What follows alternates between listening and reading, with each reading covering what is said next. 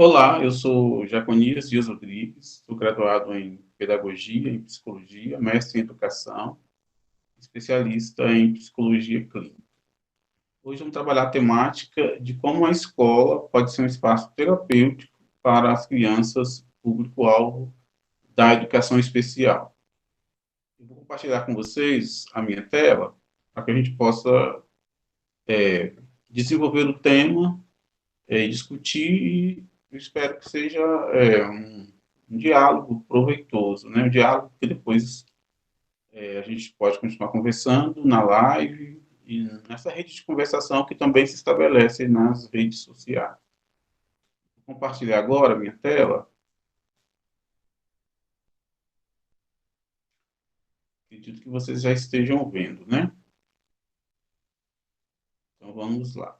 A escola como espaço terapêutico no trabalho com as crianças público-alvo da educação especial.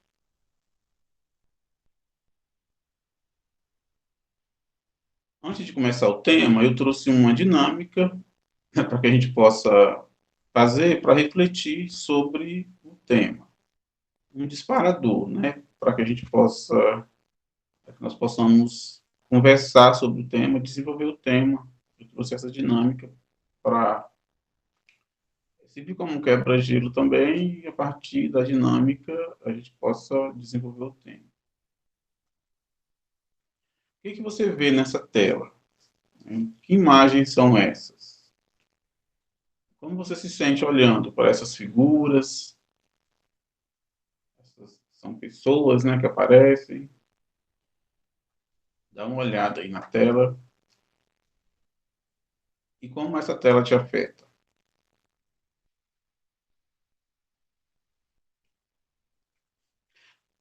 E essa menina, você conhece? Quem é essa menina? Ela está lá naquela tela inicial que nós mostramos. Ela está nessa tela aqui. Quem é ela? Vamos descobrir quem é essa criança hoje? Gisele Bündchen. E essa? Você consegue imaginar quem é essa pessoa conhecida hoje no Brasil, assim, bem conhecida? Essa foto de infância dela, quem você acha que é? A ex-presidente Dilma. E essa gracinha? Quem você imagina que seja? É uma internacional, pop internacional. Madonna. E é um menino, tá? Quem você imagina que seja hoje, assim? É um grande aço também de Hollywood. Leonardo DiCaprio.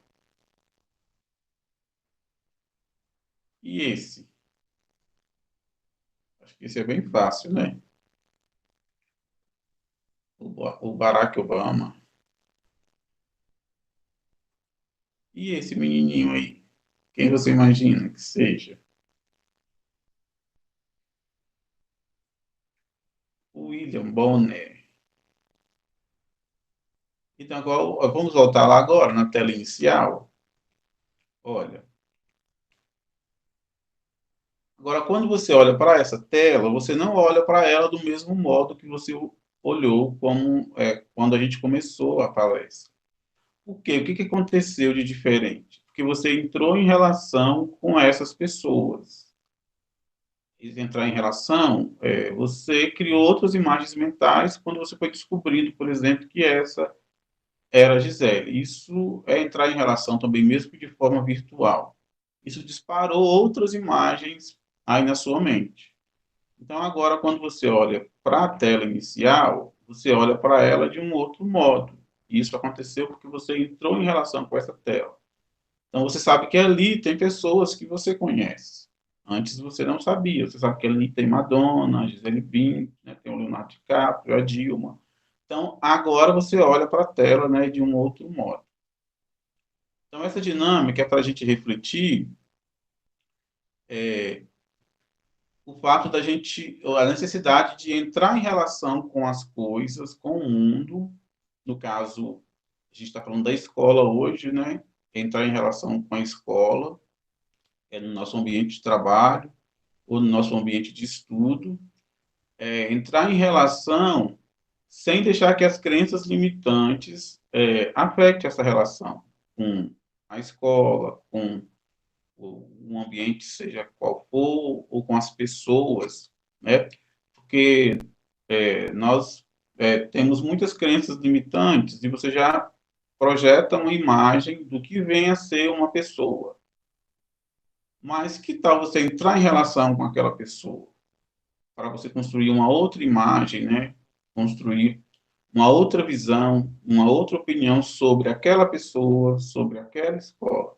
Então, essa dinâmica nos possibilita isso, de entrar em relação, para ver o que, que se passa, e não ficar preso nessas crenças limitantes de que aquela escola é assim, aquela pessoa é assim.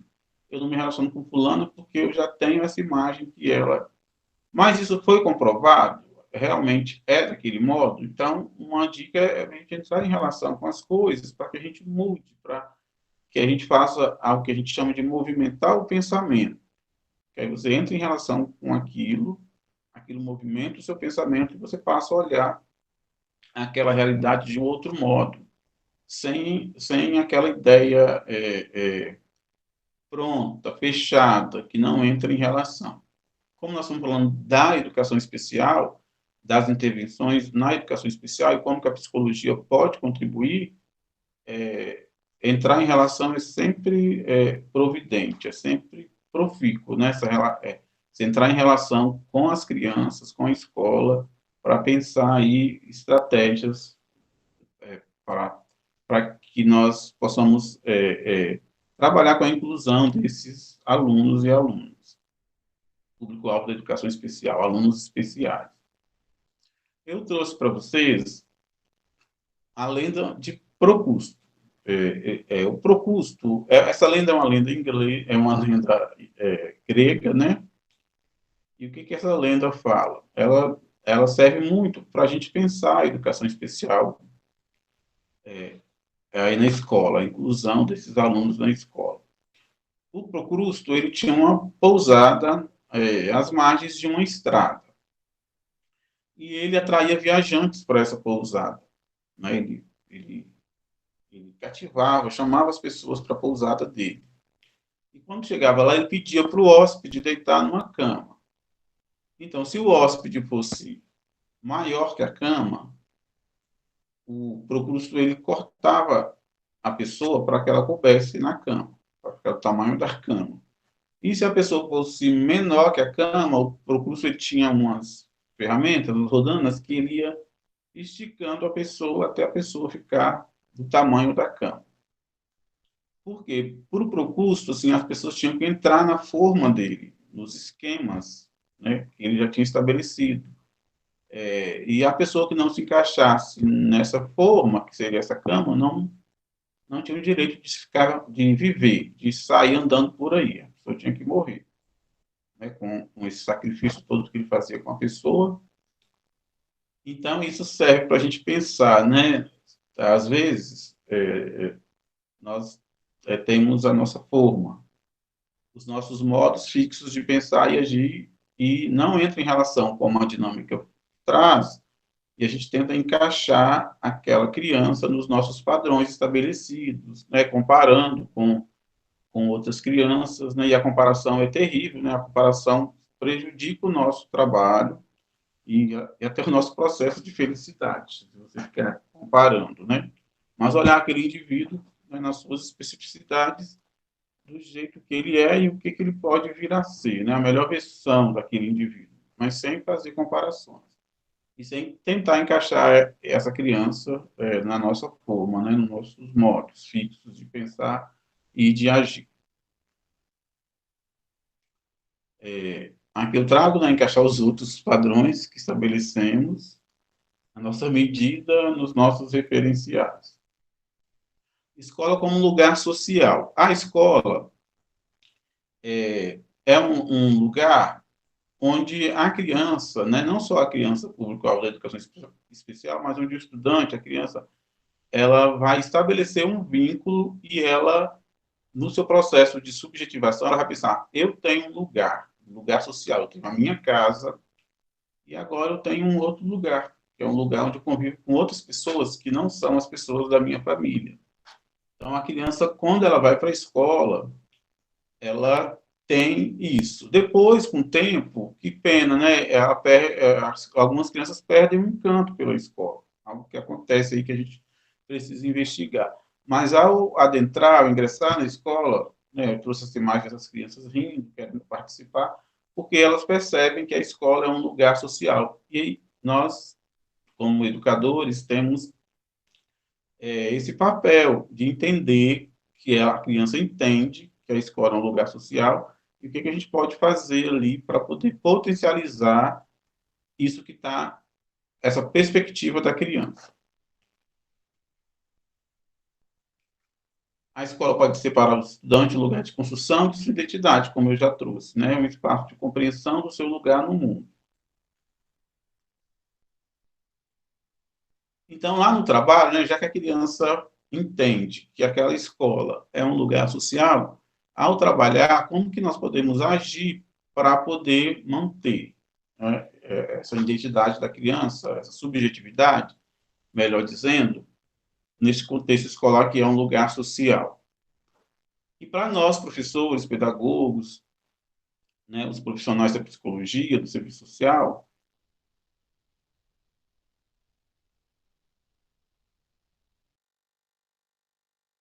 nas armadilhas, das formas como proposto, a gente focar naquilo que está sob o nosso controle. Porque se a gente fica muito preocupado com o que o MEC vai fazer, né, esperando o que o MEC vai fazer, preocupado com essas políticas públicas, com o que a SEDU vai fazer, as famílias, isso a gente não tem controle. A gente tem que esperar que o MEC, como indutora de políticas públicas, né, a SEDU, as famílias como como parceiros, né, na inclusão das crianças, né, parceiras nesse processo de inclusão e como protagonistas, nós não conseguimos controlar o que elas fazem, as famílias, nem o MEC, nem a CETU. Mas nós podemos controlar o que a gente faz na escola. O que eu posso fazer para incluir? Então, aquilo que você pode fazer, você faz bem. E você vai esperar, né, que o que o outro tem que fazer que ele faça, mas não sofrer com isso, porque isso está fora do seu controle. Foque em fazer um plano de ensino, um plano de vivência, uma adaptação curricular, planejar com a pedagoga. Isso é importante, é o que você consegue fazer. Foque nisso. E espere que o outro faça. Então, isso nos ajuda a pensar nos processos de inclusão escolar. O desejo da família, eu trago aqui para vocês. Né? Por quê? A família, quando a mulher está grávida, né, o homem também fica grávido, né, então nessa expectativa aí, o casal grávido, eles têm um ideal que habita o imaginário deles de filho. Eles planejam ter um filho, e eles pensam, eles sonham, é o desejo da família. Meu filho vai ser assim, vai nascer de tal cor, vai ser masculino ou feminino, ele vai para a escola, eu vou levá-lo, eu vou educá-lo de tal maneira, ele vai estudar em tal escola, então tem todo o ideal da família com relação à criança, é um desejo. Mas aí nasce a criança real, né? Tinha o ideal, mas nasce a criança real e ela vem com algum tipo de deficiência.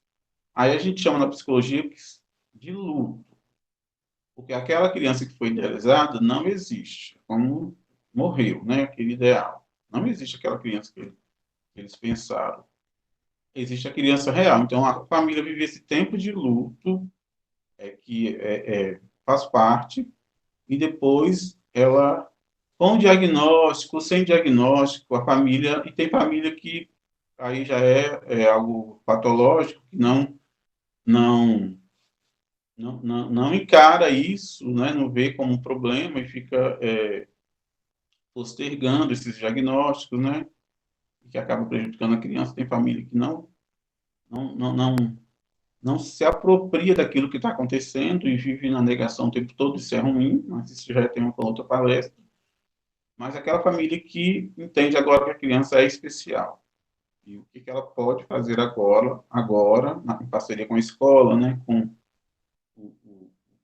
na sociedade, com outras instituições, para poder incluir essa criança.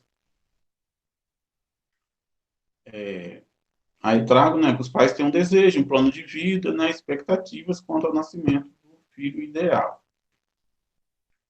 Só que também tem o desejo da criança, né? Essa criança que nasceu, né, com alguma deficiência materializada no seu corpo, na sua mente, ela também tem um desejo.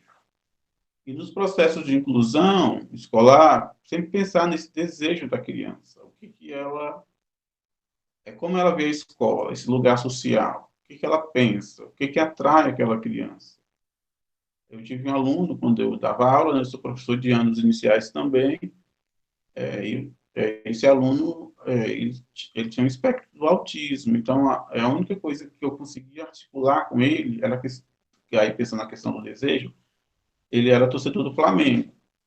E eu peguei esse gancho aí, porque ele falava do Flamengo o tempo todo, para trabalhar com ele. Eu trabalhava a camisa do Flamengo, uniforme, as imagens, e eu consegui alguma coisa com esse aluno a partir desse desejo. Então, e a partir daí pensando para que ele queria ler, né? Ele fala depois, a partir disso, ele começou a falar que era para ir no shopping, comprar, para ler as placas. Então, a partir dessa questão da camisa do Flamengo, do uniforme do time, eu consegui algumas coisas com essa criança que tinha esse espectro do autismo, e de forma bem severa, tá? Então, pensar, articular esses desejos da criança com aquilo que nós vamos prescrever nos currículos escolares.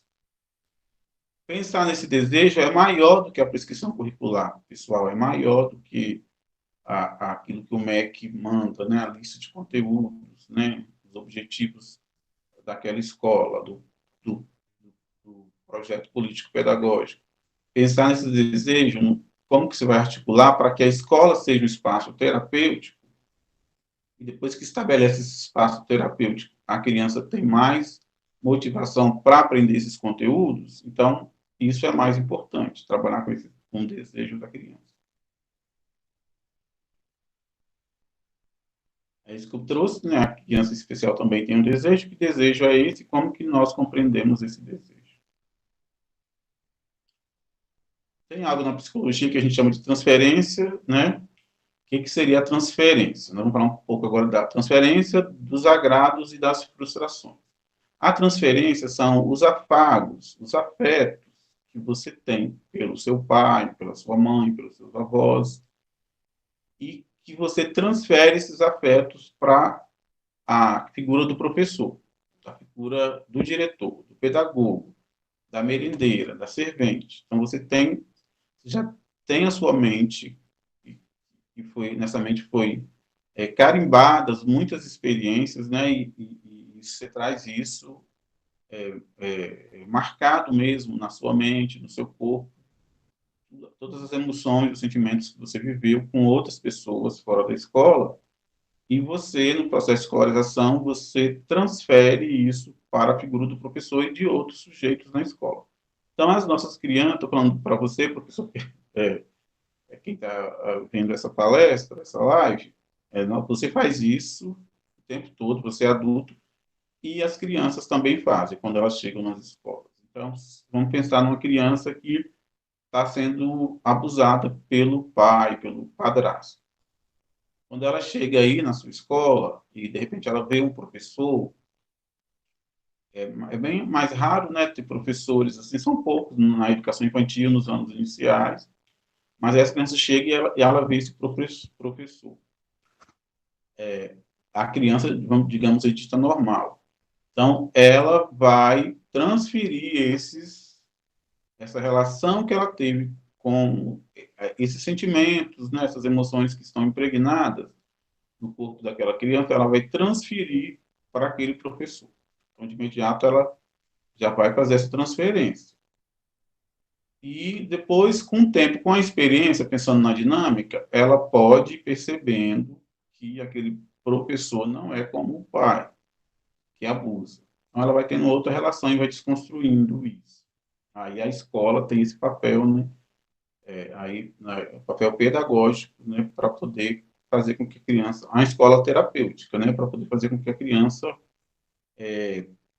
desconstrua essa imagem, nesse processo de transferência. Então, se isso acontece com as crianças ditas normais, vamos pensar nas crianças da educação especial, vamos pensar naquela criança que tem algum tipo de transtorno, né, aquela criança que tem o corpo marcado por alguma deficiência física. Então, vamos imaginar todo o processo de subjetividade dessa criança na casa, os preconceitos que ela já sofreu durante a sua vida extraescolar, né, antes do ingresso na escola. Então, ela vai transferir isso. Então, aí cabe à escola, né, uma educação aí, terapêutica, digamos assim, trabalhar para que a criança perceba que ali é um ambiente de inclusão, não de exclusão. É um ambiente que vai potencializar o corpo dela e não fragilizar. Isso é com relação à transferência. Agora, com relação aos agrados e frustrações. O Freud diz uma coisa que é bem interessante. Ele fala que a mãe tem o papel de agradar e frustrar a criança. A mãe não é só para agradar. Aquela mãe que só quer agradar, ela está causando um grande prejuízo no processo de estruturação da personalidade daquela criança. Então, a mãe tem um papel de agradar e de frustrar. Eu trouxe essa imagem, né? Porque às vezes a gente fica, vamos pensar lá na criança especial. Coitada, não vou frustrar, eu não vou falar que ela fez algo errado, que ela jogou a merenda no chão de propósito, né? Que ela está perturbando a sala. Então, uma dosinha que se tem, mas assim, o professor ele tem esse papel, ele vai agradar, mas e vai também mostrar para a criança que aquela escola tem limites. Isso é importantíssimo. Assim como a mãe tem esse papel de fazer as duas coisas, a escola também, o professor e os outros sujeitos daquela escola. Eu trouxe aqui, né? Aí eu trago que o professor serve para agradar e frustrar e para trabalhar como um exemplo, está no caso de Pedro. Pedro era um aluno, ele estudava numa escola, e essa escola tinha as incursões pedagógicas. Eles andavam pela comunidade para conhecer o posto de saúde, conhecer a associação de moradores, as praças e as obras que estavam sendo construídas naquele bairro. E esse menino Pedro, os psicólogos tinham tentado ensinar para ele alguns hábitos, né, de higiene, né, que ele não tinha. Tentaram inúmeras vezes fazer com que ele comesse usando os talheres, mas ele comia como um bichinho, né, assim, botando a boca direto no prato, ou então pegando o alimento, a comida com as mãos e enfiando na boca. Assim. E eles tentaram, muitas vezes, os psicólogos ajudar essa criança a incorporar esses modos necessários, né, no que a gente chama de civilização. E nunca conseguiram, não tiveram êxito. Aí um dia que a professora levou esse menino para poder conhecer uma obra, aí ele chegou lá e ele começou a ficar no meio dos peões, dos pedreiros. E os pedreiros estavam se alimentando naquela hora.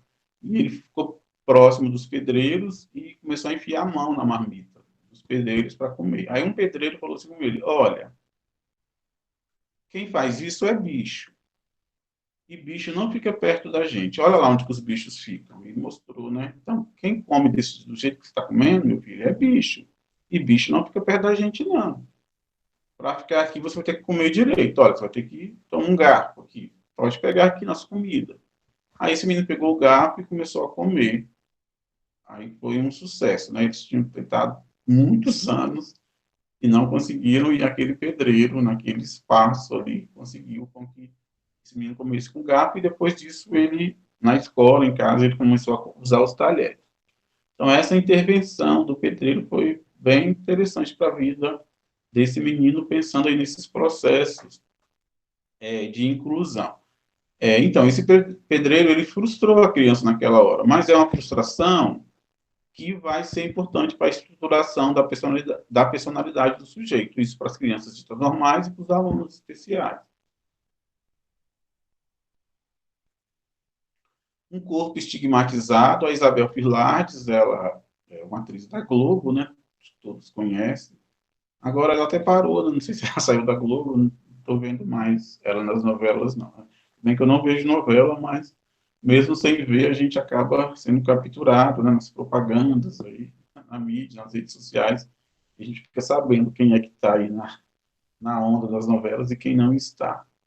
Então ela tem esse menino, né, que ele tem a síndrome de West, é uma síndrome, tipo de epilepsia, e a criança vai retrocedendo. Digamos que ela aprendeu a andar, depois ela retrocede, como se nunca tivesse aprendido.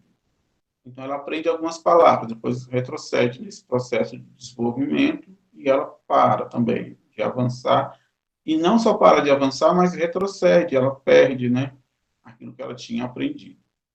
Então, é um corpo estigmatizado, que a gente chama, né? Então, esse corpo, ele chega na escola com essas marcas, marcas psicológicas, marcas físicas. Como que a gente vai fazer com esse corpo estigmatizado? Como que a gente vai pensar nesses processos de inclusão, pensando nesses corpos que foram marcados aí? Então, é um desafio nosso como escola, como comunidade terapêutica, de entender como que esses corpos lidam, né, com aquele ambiente.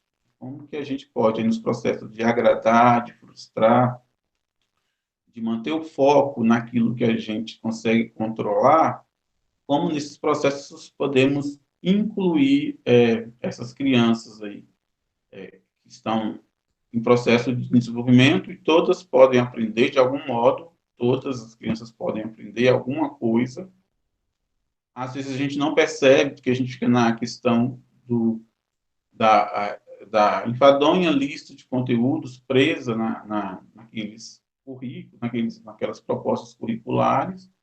O Arroyo é um autor, ele fala assim, o culto sagrado aos currículos, né, as prescrições curriculares, a lista de conteúdos, né, parece que eles são sacralizados, eles estão cristalizados, a gente não pode mexer e fica nesse culto o tempo todo. E sendo que a lista de conteúdos, né, as habilidades, competências naquela lista estão aí para que a gente possa usá-la, a criança se apropriar delas, mas não fazer dessa lista uma prisão.